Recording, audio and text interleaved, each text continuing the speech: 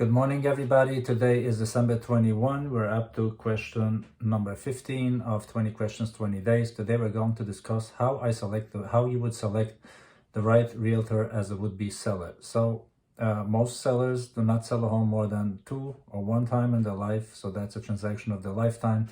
It's most often one of the biggest transactions in life and $1 lump sum. So just so you know, usually I suggest that sellers should interview at least 2-3 agents, perhaps even more, because this is going to be a high-priced ticket item that you're going to sell, and you want to make sure that you did your best as far as researching and feel confident and comfortable once you hire that selected agent that you chose. Now, how do you research an agent? How do you find out if the agent really tells you the truth, if the agent just lies to you in order to solicit a listing? So I'm going to discuss some steps on how to investigate a realtor, would-be a listing agent that you would hire on a prospective property that you're looking to sell. Number one, once you research your agent, see what they have to say. They'll show you some Photoshop, they'll tell you what they did, they'll tell you what firm they represent, and whatever it is. But the good thing is today there's an open world and you can search on the web, you can see ratings and reviews for that particular agent. Now, you should know one thing, that when you hire an agent, you're not just hiring the agent, you're hiring the entire agency. So you would want to see what other agents are in that firm. You would want to see an overall rating on that firm. Now, obviously, you'll be dealing with that particular agent only. However, if his surroundings are not the way you expect to be, that's something you should consider as well.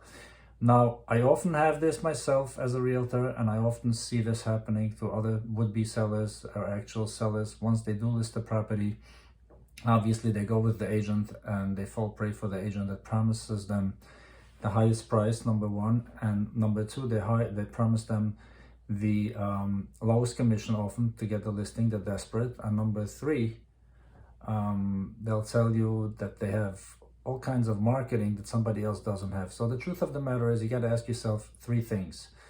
If an agent is giving you a higher estimate on your property, first of all, there are CMAs that people do. Somebody that knows well your area should have some supporting factual data to be able to tell you what sold recently, for how much it sold, and then you ask yourself if your price is really realistic.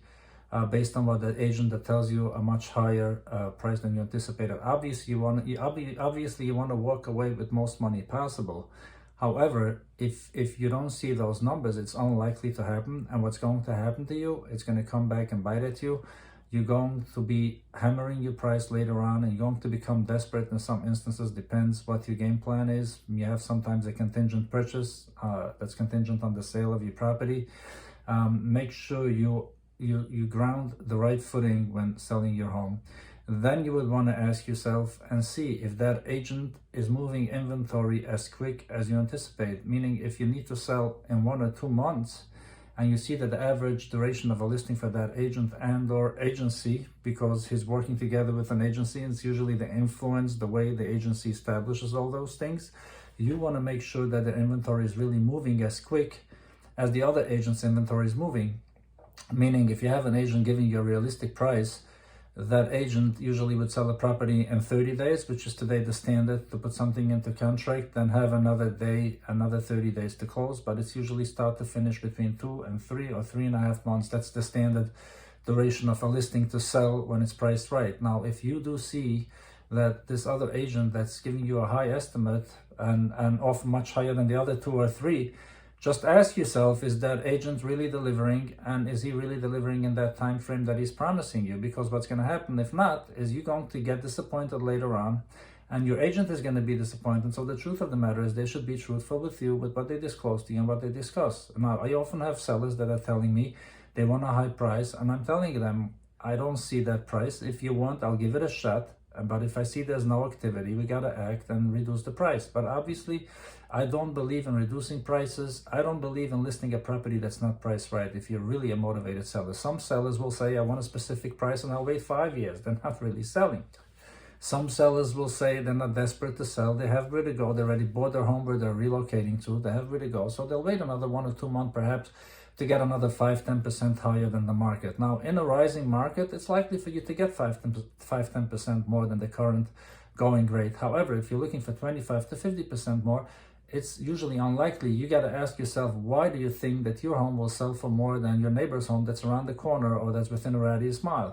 And you got to see also what inventory is out there and who is competing with you, to see and tell yourself, put yourself on the buyer side and ask yourself as a buyer, would you want to buy this property as opposed to others that are priced 50 to 100,000 or 5 to 10% less than yours, or than what you want to price it at? So do your due diligence and don't be blinded. Everybody likes to hear high numbers. Everybody likes to walk away with the biggest check to the bank. Me too, and I would love to deliver this to sellers, but I tell my sellers sometimes, excuse me, Mr. Seller, this sold over here for that price, this sold over here for that price. If you want to sell, do you have a game plan where to go?